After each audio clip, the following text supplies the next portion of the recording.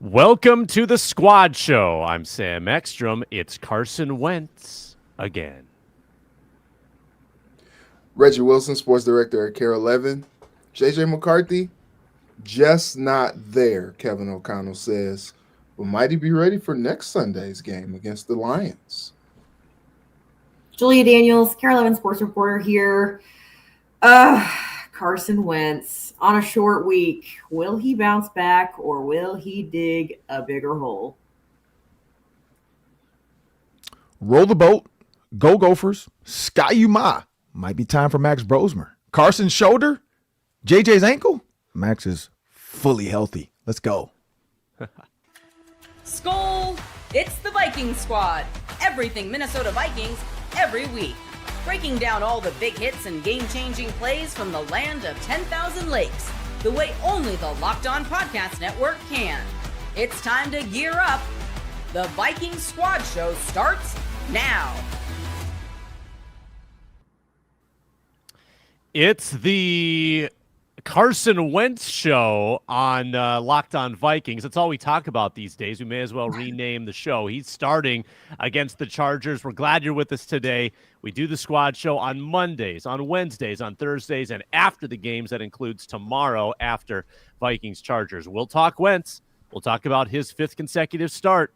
I've got a game for the crew today. It's called Pick One. We'll teach the rules a little bit later. We also grade the defense through 6 games.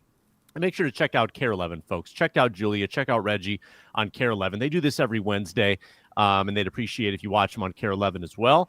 Also, check out Ron Johnson on The Ron Johnson Show on Tuesdays. And again, I'm Sam Ekstrom. Today's show is brought to you by FanDuel. New customers can bet 5, get 300 if their first $5 bet wins. You can use those $300 across the app. There was no suspense this time around.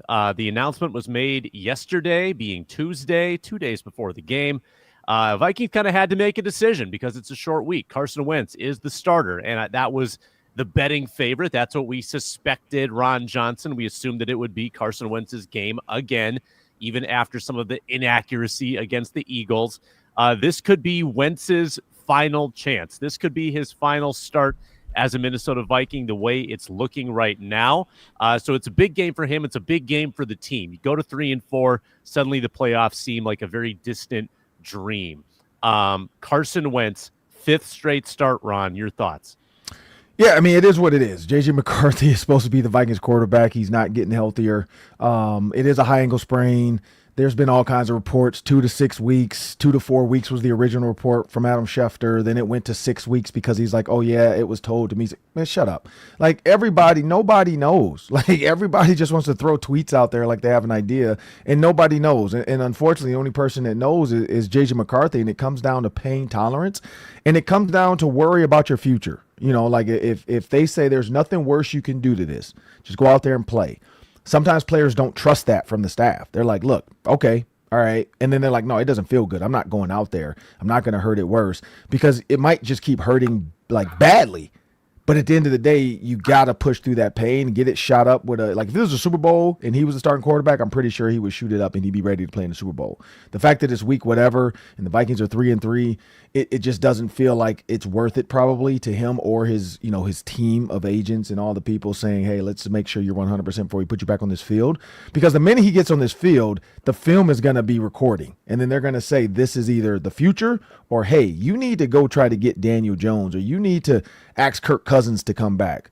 Like that's where the world, or hey, Max Brosmer might be the starting quarterback for the Minnesota Vikings in 2026 to start the training camp. Like that's the territory they're entering right now with what is going to happen. Now, as far as Carson Wentz, he is what he is. He's going to give you what he can give you. He's going to make some great throws, and then every once in a while he's going to sidearm it and throw into the dirt. And then the Hail Mary, I have no idea. I did not have that on my bingo card for him to just throw up a Hail Mary for no reason versus throwing it out of bounds.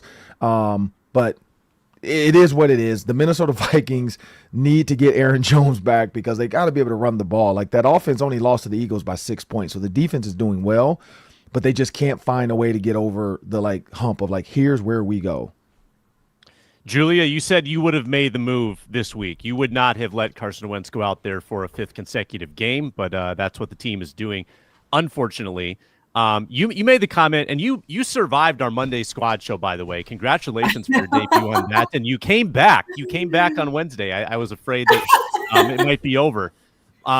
You said on Monday, like, it kind of, because they're holding JJ back for so long, it almost makes JJ look like he's the one being soft. And we don't know, like, I assume the Vikings are the ones making this decision. But, if you had a franchise quarterback who was on the verge of being ready, I mean, you'd put him in there, right? Like, you'd put in your franchise quarterback to play if he was even close to being ready. And it seems like he's not. So the Vikings get Carson Wentz once more. Yeah, and I think the situation, I do think, would be completely different if they weren't on a 4-day week.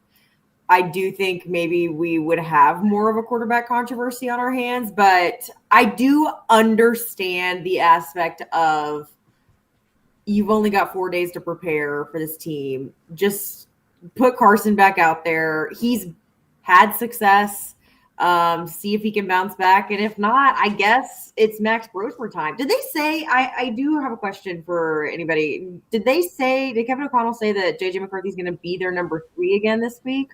Yeah, Brosmer's backup. Okay, Yep. Well, then we might be seeing some Max Brosmer in LA. I don't know.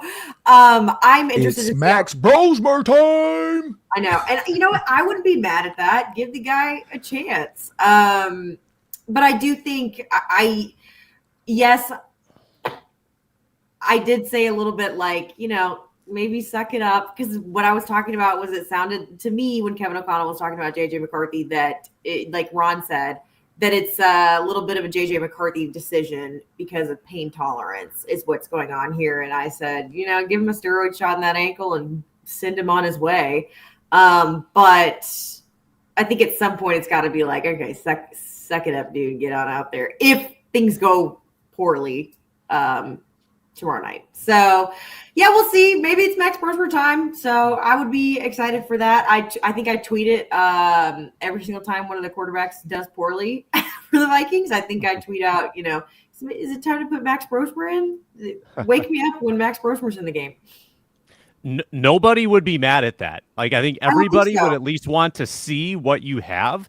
He's the backup. Like, if he's the backup, that implies that you trust him enough to play in a meaningful NFL football game. So why not? Why not try it out? Only once 111 in the chat says Wentz only had one bad game. I don't know. Pittsburgh wasn't very good. A lot of sacks on third down. The Browns game, there was more rhythm, but it was hard for them to convert all the way down the field. I think, Reggie, we've seen a bit of a low ceiling on Carson Wentz, right? Like, maybe and unfortunately, the floor isn't that high either. Like, there's a pretty low floor on Carson Wentz when he's uncomfortable in the pocket. He's taking bad sacks. He can't get away. We haven't seen like a super high upside out of him either.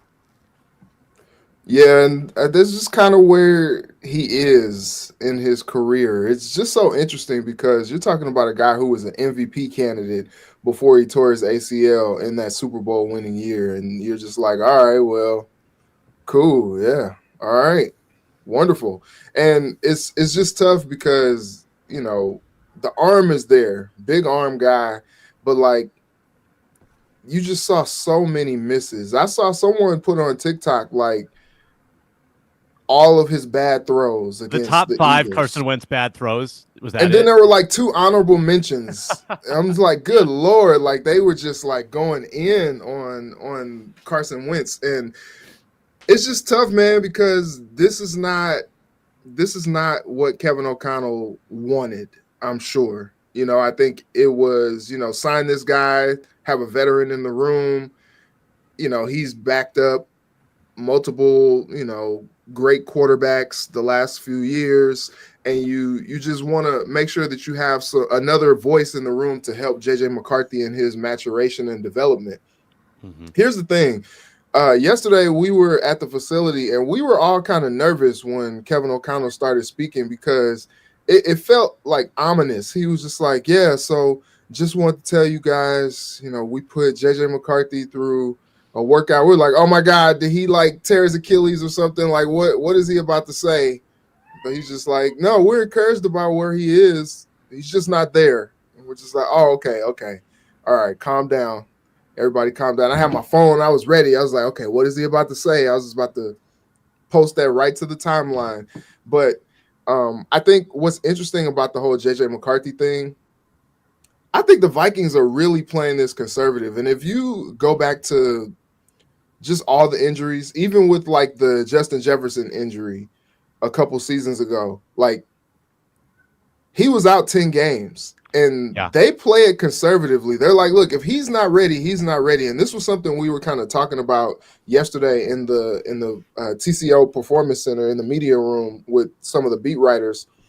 Okay, say McCarthy is not necessarily ready yet, but they're like, no, we got to get this guy on the field. Let's see, let's go. You know, every snap, every rep is important. But it's not fully 100%. And he goes out there and tries to do something that he can't necessarily do. He tweaks it. He's out another 4 to 6 weeks. And now you're in what, week 15, week 16, still trying to make an evaluation. The season is almost over. And you're like, dang, we still don't really know what we have with this guy.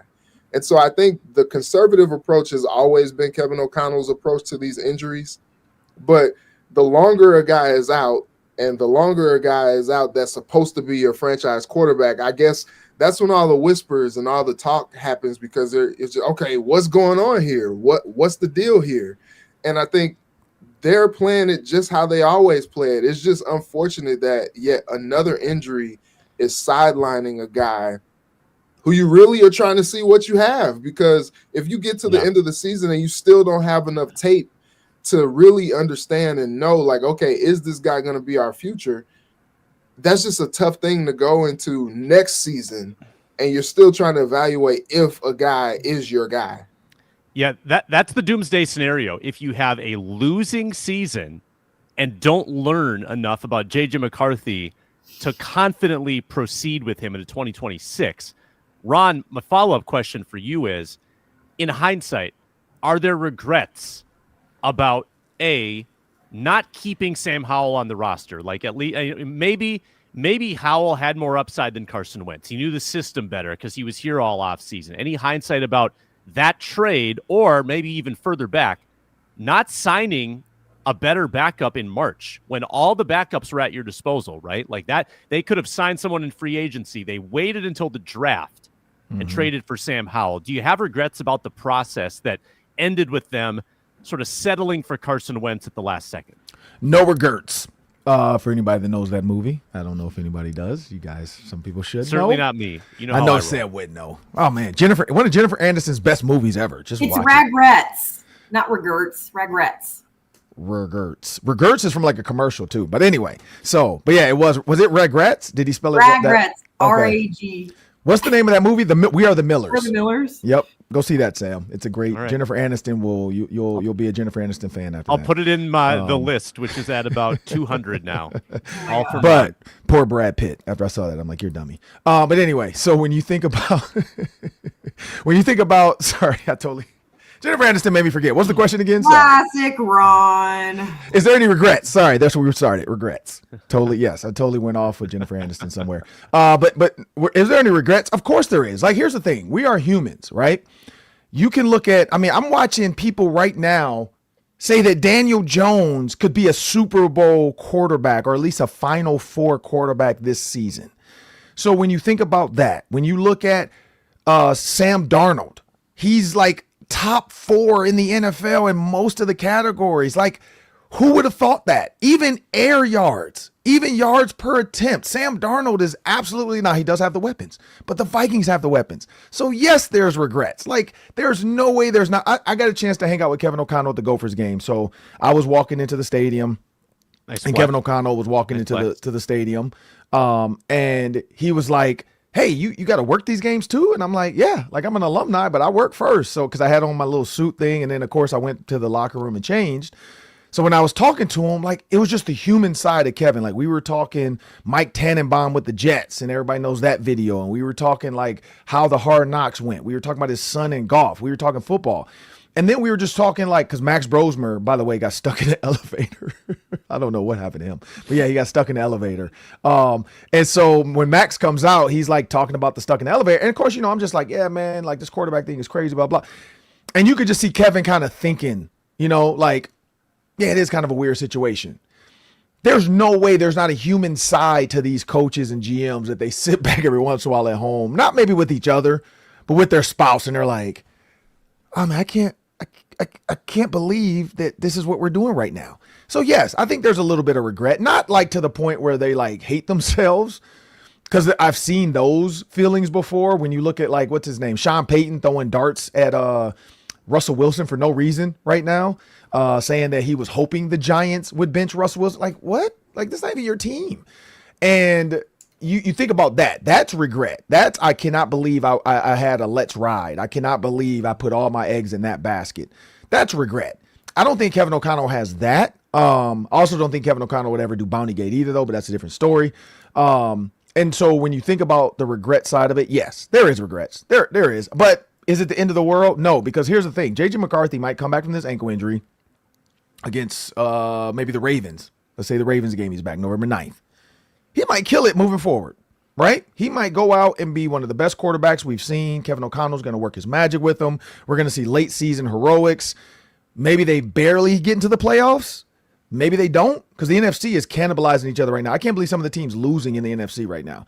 And so when you think about all these teams cannibalizing each other, the Vikings still have a chance. They've only lost 3 games. They can go on a run like they've done before and win 4 straight or 3 straight. And then we're like, oh, okay, they're 6-3 now. Like we just don't know what JJ McCarthy can do. So there's a little bit of regret right now for sure. Like right now in the moment, yes, there's regrets. Yeah, Reg, I got some names. These were all quarterbacks available to the Minnesota Vikings. Gardner Minshew, Teddy Bridgewater, Drew Lock, Cooper Rush, Mason Rudolph, Jameis Winston, Josh Dobbs. Mac Jones is winning with the 49ers. Joe Flacco, of course, Jacoby Brissett, Marcus Mariota. All quarterbacks that could have been attained much earlier in the process than Carson Wentz was at the very last second. So, like, out of that list, do you feel like the Vikings could have approached this a little better? Maybe. I think I was kind of banging the drum. If we go back to some of our squad shows from the offseason, I was banging the drum for Drew Lock, obviously, Mizzou guy. But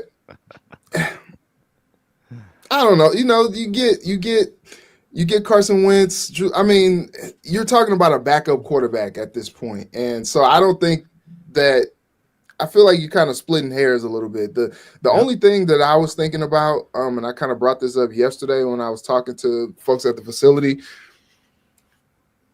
maybe you regret a little bit letting Daniel Jones go, like not necessarily putting more into trying to bring Jones back. But I think Jones saw the writing on the wall. Like it was like, okay, like they are going to try to see what they have in McCarthy, so I got to go to a situation where I feel like I have a better chance to start. And there he goes, day one starter. Hindsight, hey, Daniel, you would have started 5 games in a row, though, if you were, in Minnesota, probably get some wins and maybe, spark a little bit of a quarterback controversy in Minnesota, because if Daniel Jones is playing how he's playing now in Indy, here in Minnesota, I think that there's more to think like, oh, okay, yeah. I don't think he's giving that job back. I think Carson Wentz had every chance to maybe make it tough on the coaching staff on whether or not they give the job back to McCarthy, and I don't think he's really acquitted himself very well in that regard. So I just think, you can always go back in hindsight and say, oh, yeah, XYZ should have happened. But I think they played it right. I don't think Sam Howell had a good time in Minnesota at all. I think every time we saw him, Julia will attest to this, every time we saw him, it was like, whoa, like, what? Did the Monstars, like, take his powers or something like that? Like, what happened? Like, why was he not playing better? And so when they let him go and they signed Wentz, like that kind of made sense to me. And Wentz is serviceable. He's solid. He's 2-2. You ask your backups to Exactly. be 500. He is 2-2. We'll say that. Exactly. So you do what you can with who you got, and I think they played it right. Like I said, only regret maybe Daniel Jones, but doing what he's doing right now, that seemed to be the better fit for him. Yeah, Julia, who you cheering for in the Daniel Jones Sam Darnold Super Bowl in a few months? Oh my gosh, isn't that wild? It's like two of the quietest people. It's like there's no personality to cheer for here. There's no. Did you guys see Daniel Jones mic'd up day and it was just silence? That's awesome. You guys didn't see that? They mic'd him up see it. like last week and they put together a compilation and there was not a single word said by him. What a guy. I was like, yes. So at first I thought something was wrong with my phone when I was watching. It was one of those videos where I was like, just like, oh, players grunting as they hit each other, but no words. There was not even that. It was just like you Football could hear noises. him breathing every now and again. Other than that, it was Tumbleweeds. like nothing. So I think it's I think it's funny. I was watching the Seahawks game on Monday and I was like, brother, Yeah. kind of and I've heard it from Vikings fans. I see it on Twitter all the time. I hear it from them all the time. We should have kept Sam Darnold. I mean, we've talked about this over and over again. We understand why the Vikings made the decision that they made. We knew Sam Darnold had increased his worth. And if you're going to draft a guy like JJ McCarthy, I don't think obviously this is what you talked about with regrets, when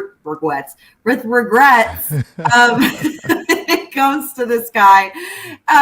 If they had, hindsight's always 20/20. If they knew that JJ McCarthy was going to have 2 seasons like this back to back, do you think that they would have drafted him?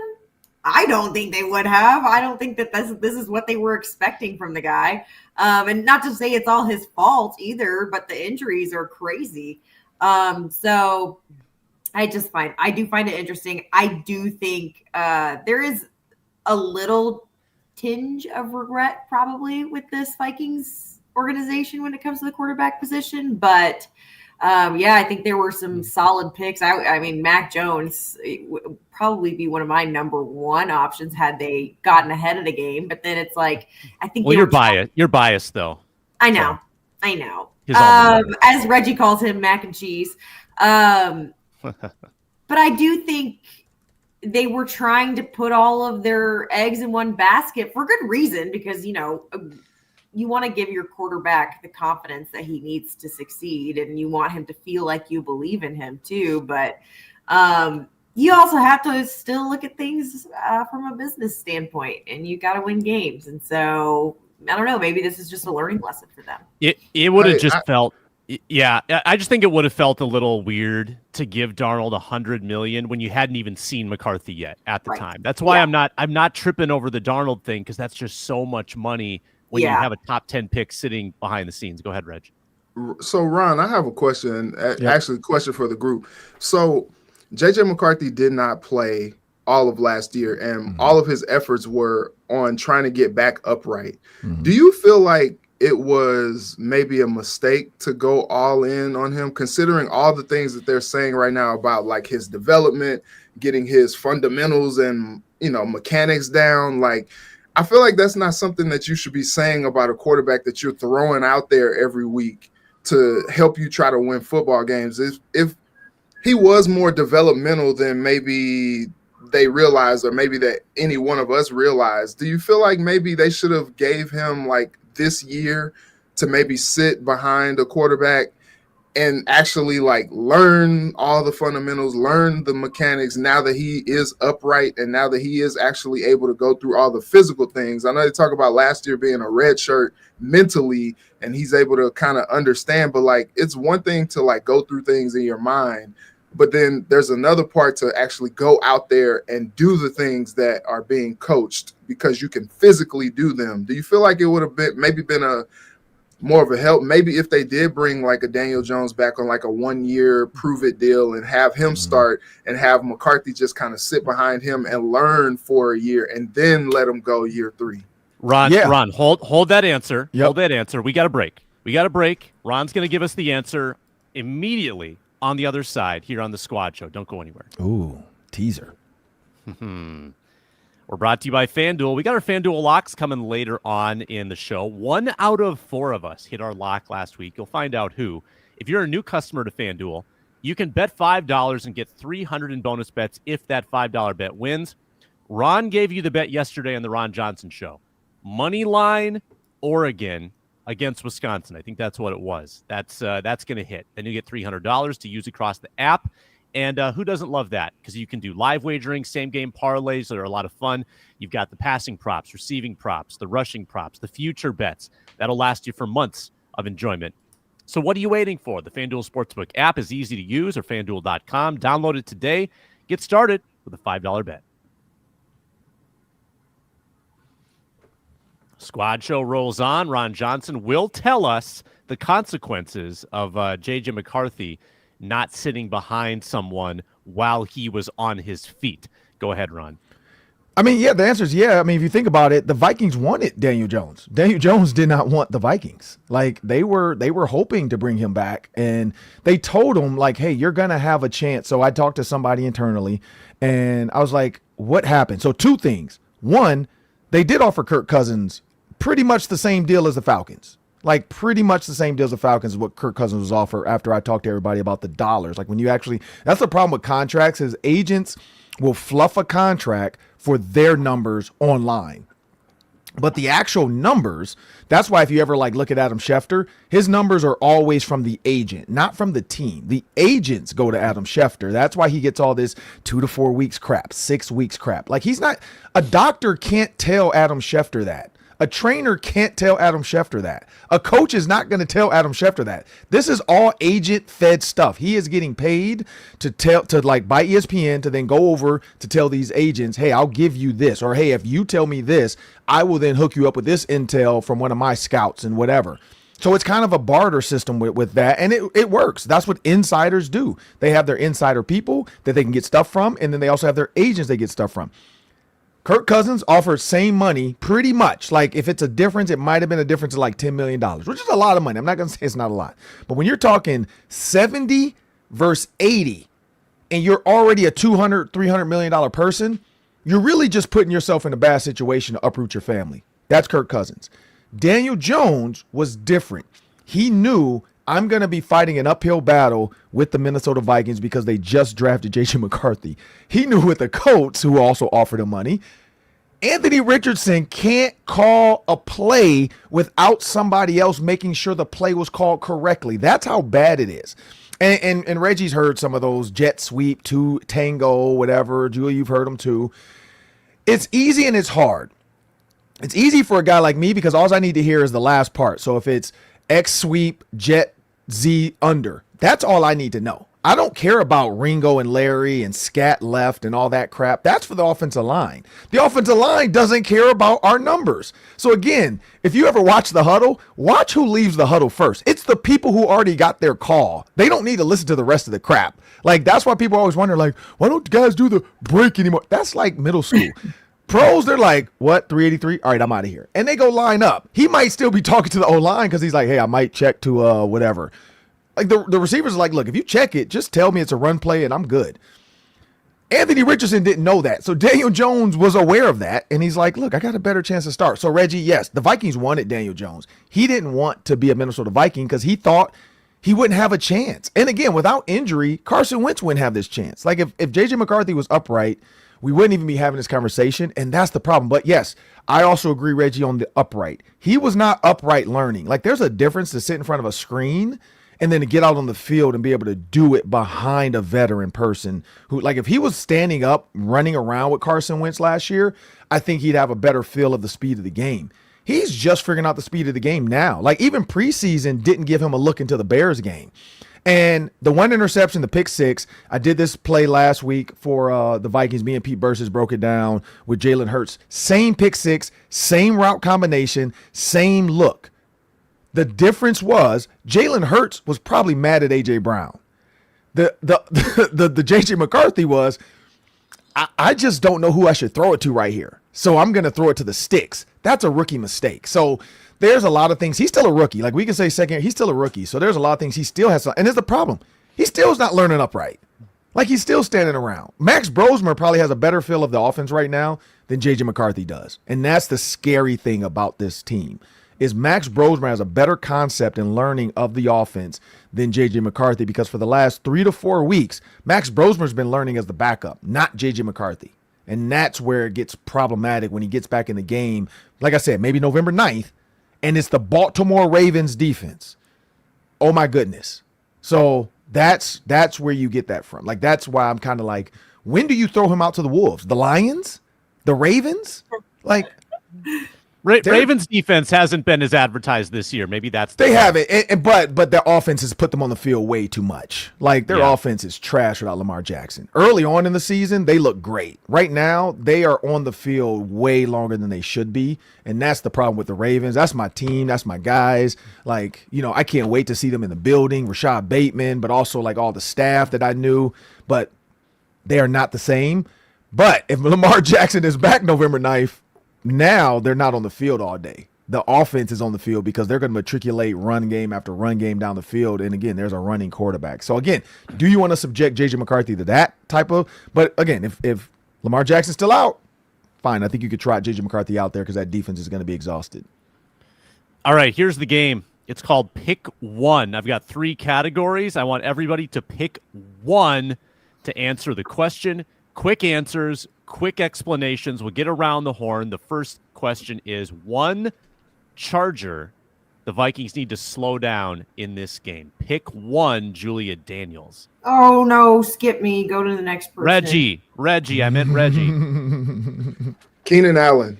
Keenan Allen has 44 receptions, 435 yards, and 4 touchdowns this season. Also, if you just go back, even since I've been in Minnesota, you're looking at Keenan Allen. The first time they played, he had 8 catches for 98 yards. That second time when he played at Minnesota in 2023, he had 18 receptions for 215 yards. And even when he went to the Bears last year, he had 9 catches for 86 yards and a touchdown, 6 catches for 82 yards and a touchdown. Somehow he always goes off against the Vikings. He's the guy that you want to slow down. Even at his advanced receiver age, you got to slow down Keenan Allen. He's the guy. Ron. Man, Reggie took my guy because that's literally who I told Sam that we do the play breakdown on the Ron's 3-minute drill for the Minnesota Vikings. Check it out on Vikings.com, by the way, people, and on the Vikings pregame show. But I'm doing third downs for, what's his name? Justin Herbert. Who's the girl he's dating, by the way? It's totally Madison random. Beer. You know, I love, Madison Beer. Oh my goodness. Anyway, so what's the scouting report on Madison? Did you do video breakdown there too? I cannot do that. I'm married, super and talented, I would not make super it. Pretty. What? I don't even know who she is, to be honest. I just saw the Jackson Dart.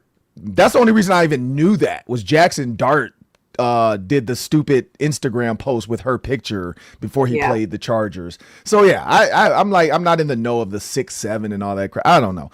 I mean, I do know what 6'7" is very stupid, by the way. But looking at the reason why, just to piggyback Reggie real quick, when you look at third downs, Keenan McCardell is I keep doing that. Keenan Allen, I'm probably going to do that Sunday, I bet. Or sorry, tomorrow. The game's tomorrow. What am I doing Sunday?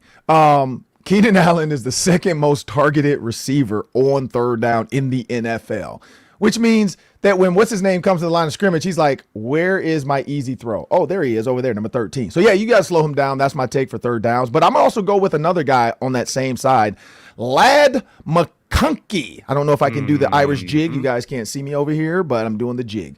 But Lad McConkey, the reason why is because of that. I love the Trent Green breakdown of one of the plays that I'm doing.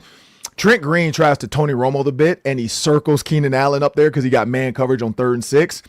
He went to Lad McConkey. So the minute you put too much emphasis on it, just like Trent Green was thinking, like, oh, watch this. He's over there by himself. They're going to go to him. Everybody was thinking that. Linebacker turned that way. Safety turned that way. What did he do? He went the other way to Lad McConkey. So you got to slow him down as well. It's kind of a combo bit with those two. Lad McConkey runs more like rub route stuff. He's kind of the tricky, sneaky, cute guy in the slot. And then Keenan Allen's just the like sturdy guy. So I would say you got to slow those two down. But I'm going with Lad McConkey. Yeah, McConkey's got a little bit of Puka Nakua to him, like quick separator, like Wes high Welker. volume receptions. Wes Welker, 16 catches in his last 2 games. I'll go with someone on defense though. Tui Pulatu. He's The fourth. safety, Great right? job. Great job, Sam. Pressures. Not edge. He's on the Oh, edge. the edge. Oh, yeah. From UCLA. 5 sacks, 2nd-round pick. Yeah, 5 sacks on the year. On pace for double digits. He's a rising star in the league. 4th in the league in pressures. He's going to provide a test on the edge. Now, Brian O'Neill was DMP in the estimated injury reports.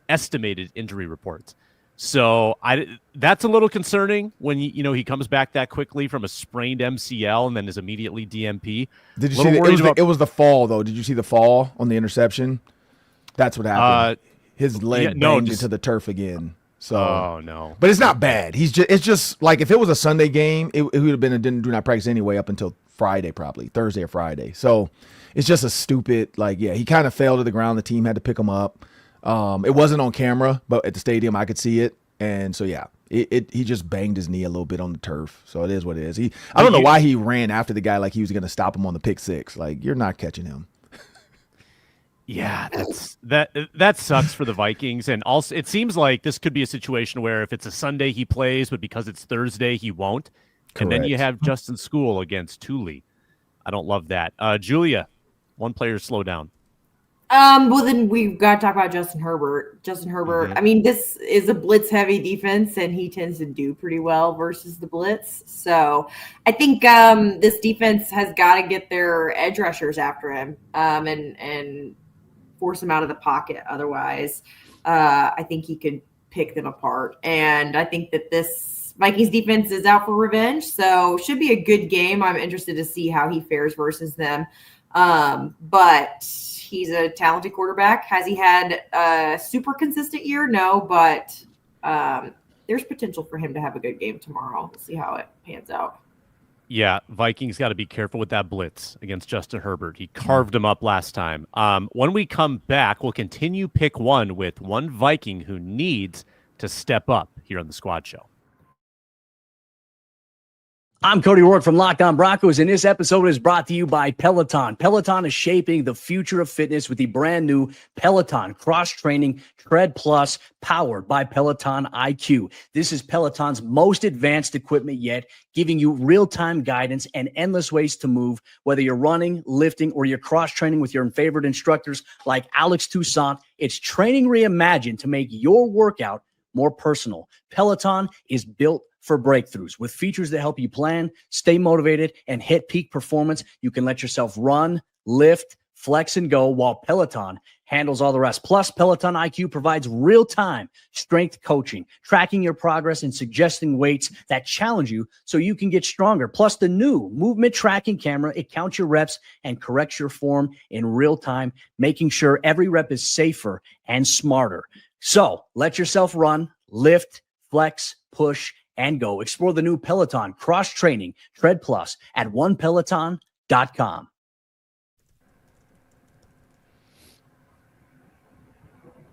All right, Squad Show continues. Pick one continues. That's the game. Pick one Viking who needs to step up. And I want Ron Johnson to go first. JJ McCarthy, step up. Tape that ankle up and let's go. I'm going to say Dallas Turner. Like, I don't know if Van Ginkel's going to go. If Van Ginkel goes, my decision makes no sense. But if he doesn't go, I'm going to say Dallas Turner needs to step it up. Like, he cannot run into a tackle and just, like, give up. I don't care if he's grabbing you. You got to spin, rip, kick, punch, spit, do whatever you got to do. Like Michael Strahan used to say that. Like he was like, I'm going to be like a rabid dog. Like whatever I got to do, I'm going to do to get to that quarterback. And I felt like, I know Lane Johnson's a strong man, but it just felt like at times Dallas Turner just gave up. Like he got into the grasp and just kind of said, oh, he's holding me. It's like, no, show the ref, pull away, run, spin, do something, fall to the ground. I mean, you got to do something. Fight back. Like I need him to step up. Yeah, I will say the center, whoever the center is going to be, and I don't know, I don't think we know if they're going to go with Juergens, if they're going to go back to Brandel, but you can't snap the ball over the quarterback's head. You can't commit critical holding calls. You can't let people through like a turnstile. This was all, and I like Blake Brandel. I think he's a versatile guy. They probably tried him out at one position he wasn't as comfortable at.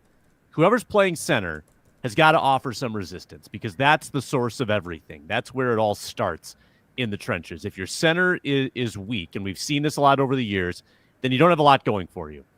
So I've got concerns about not having O'Neal on the edge. I've also got concerns about who's playing there in the middle.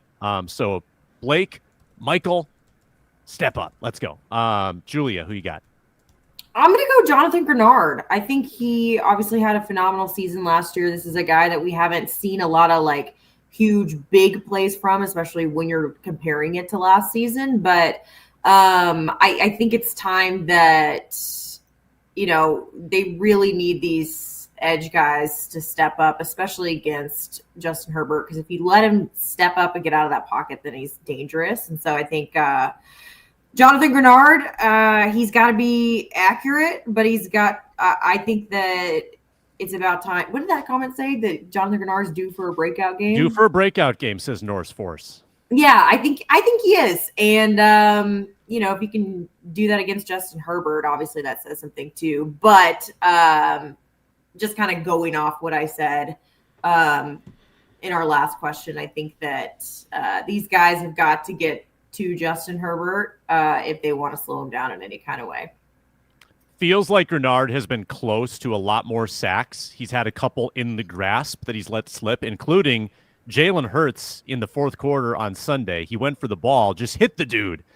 That one stood out to me. Reggie, who you got?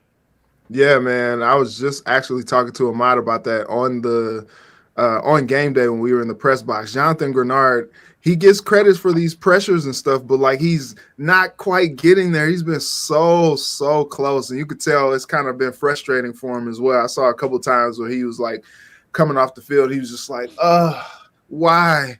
And to Ron's point, we did talk to Dallas Turner yesterday in the locker room, and he was very complimentary of Lane Johnson. He said they actually had a nice little talk after the game, just about, the two of them kind of going, against each other. And he said he learned a lot from that tape that he put against Lane Johnson. So that was interesting that you brought that up. One guy though during the game, it looked like they were having a conversation during the pass plays. Yeah. Maybe so. Like, hey, where are you going? What's up? Nothing, man. I'm just chilling. Just waiting for him to throw the ball. Just let me know when Jalen throws the ball. I'll let you go at that point. Okay, well, I'll make it quick. I'll say Byron Murphy. I know he turns on this tape from the Eagles game, and he's probably not thrilled with what he put on tape. And this is a guy who is your number one corner, and he doesn't have an interception this year. And I'm sure that bothers him, and he wants to be better and play better. But that's something that I think I would like to see from him stepping up, picking off a pass from Justin Herbert on Thursday. All right, last pick one statistical category that the Vikings need to win in this game. I will go with red zone productivity, obviously. Coming off a 1 for 6 red zone performance against the Eagles. The defense that the Chargers are throwing out there in the red zone is 50% on the year. Their red zone offense, though, struggles. They're 31st in red zone offense at 41% touchdown rate. So if you can get a couple stops on Los Angeles in the red zone, because they're going to move the ball. They're going to move the football. Can you hold them to threes, much like the Eagles did on Sunday? Can the Vikings win in the red zone? And again, comes down to your center not snapping the ball over the quarterback's head, not wiping touchdowns off the board with a holding call like this. The Vikings had touchdowns for the taking. TJ Hawkinson was, a slow motion replay away from having a touchdown in the red zone. A lot of little things contributed to that on Sunday. Vikings got to win the red zone battle. Julia, what's one category? Pick one. I'm going to go third down conversions, third down efficiency on both sides. Sorry, Ron.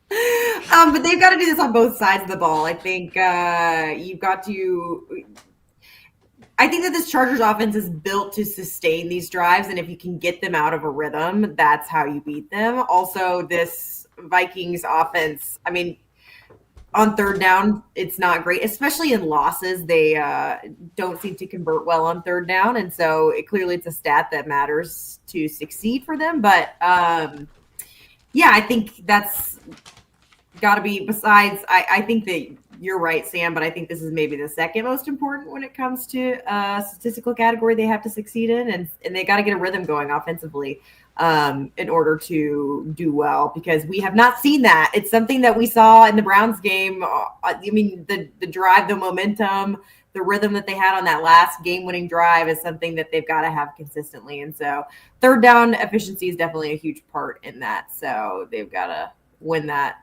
offensively and defensively this week. Reggie Wilson.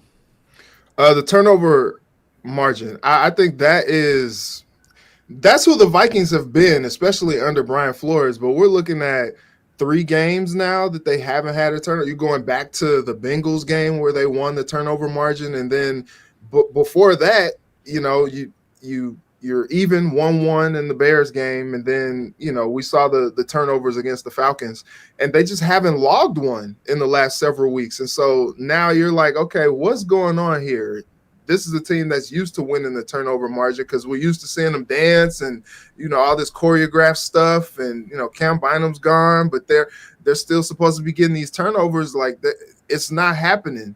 And yeah, Norris Forest, they don't have Van Ginkel. So, none of those like phantom pick sixes off the line of scrimmage where he's, jumping a bubble screen or whatever. So like, you're not forcing any sack fumbles, interceptions. They need some turnovers. Ron Johnson, finish us up. Pick one. Well, since Julia took literally, I have my notes for third down. Like, that's all I've been doing all week is third down. All week is only been a short week. But anyway, I'm going to switch it up because I do have a stat for first and second down. So in order to be more, I guess, attainable third downs, you got to be more efficient on first and second down. When you look at the Minnesota Vikings as far as plays generated, so of course it comes back to getting more first downs on third down. The Minnesota Vikings are 30th in plays run offensively for first and second down. So their ability to just, like I said, we joked around about that 2nd and 1 and then throwing the ball 3 times. Like, what are we doing? Go be efficient on first and second down as well. Like, it's almost like 2nd and 1, and Kevin O'Connell's like a kid in a candy store, and he's like, oh my God, I could do whatever I want right now, and my mom can't stop me, and I'm just going to do it. I'm just going to do it. I'm going to do it. Nobody's going to stop me. I'm going to do it. Like, dude, just run the ball.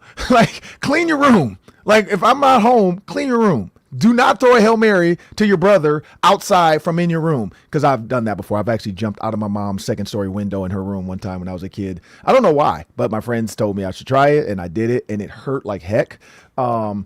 Felt like I had bit into a battery. I don't know if anybody's ever had that feeling when you jolt and fall from afar, like your whole mouth goes like acidy. Like, yeah, it felt like I bit a battery. But anyway, first and second down efficiency, they have to generate more plays called, because they are, like I said, they're 30th in the NFL for plays run on first and second down, which just means they're not creating first downs. So it's kind of a tie-in to Julia's.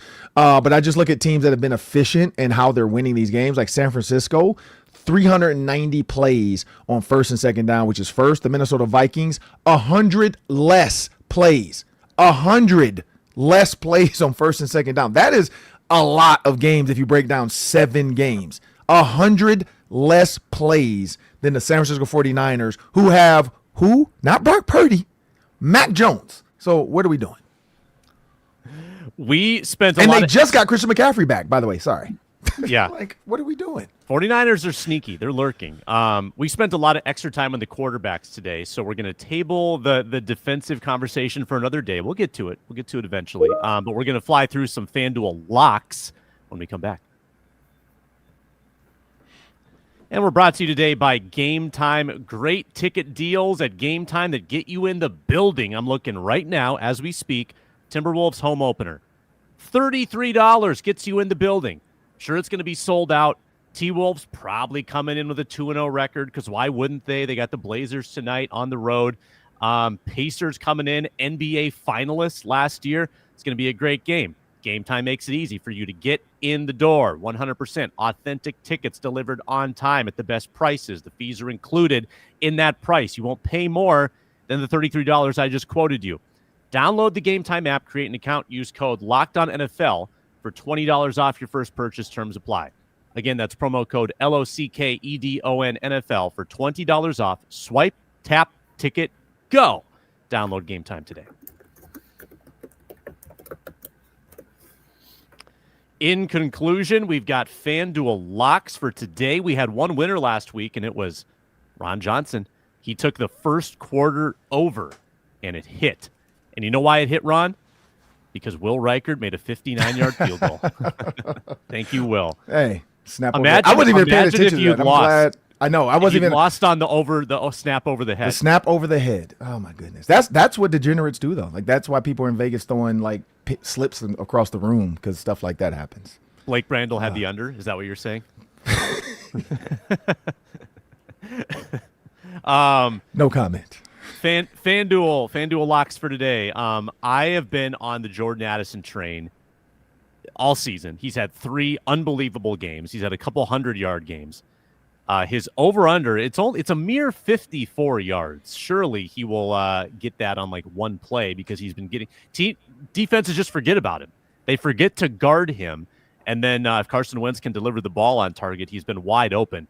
I'm taking the over for Jordan Addison on Thursday night, 54.5. Julia, give me a lock. I'm going to go because this Chargers run defense is so bad. I'm going Jordan Mason, 2 or more touchdowns plus 850.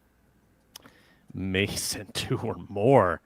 Nice. Maybe some more direct snaps they can dial up like they did Sunday. Reggie, what do you got? So we're looking at Justin Jefferson, only 1 touchdown this season. I talked about it on the news yesterday. And that happened in week 1 against the Chicago Bears. And he hasn't scored since. And I asked him yesterday at the media availability, like, hey, you haven't been in the end zone. How eager are you to get back? Because he said that it was a drop in the end zone. He called it a drop. Other people called it teach tape. Cooper DeJean, great defense. He's just like, look, most times I'm bringing that in. I just couldn't secure it to my body. He was able to knock the ball out, but like that should be a catch. And he's like, I only get so many of these opportunities to try to get, one-on-ones and get me in the end zone. And I got it and I messed it up. He was like, that is haunting me. So I'm going to go Justin Jefferson, anytime touchdown scorer plus 140. Locked in. And Ron? I'm going to go with he's back home. Hopefully he doesn't get in trouble tonight. Jordan Addison. He's going to score back home. He's going to hit the slow shoulder lean with it. Oh, real slow. In L.A., he's back home. Let's go. And that is plus 195 for Jordan Addison. Beautiful. Those are locked in. Those are our FanDuel locks for the week. We're brought to you by FanDuel. We partner with FanDuel. Thank you, FanDuel. Julia Daniels and Reggie Wilson are on KARE 11. Ron Johnson is on the Ron Johnson Show. He's also on our post-game shows for Gophers and Vikings. Check him out. My name's Sam Ekstrom. Thanks for watching, listening, commenting, and subscribing today to the Viking Squad Show. Back tomorrow after the game here on Locked On Vikings. See ya.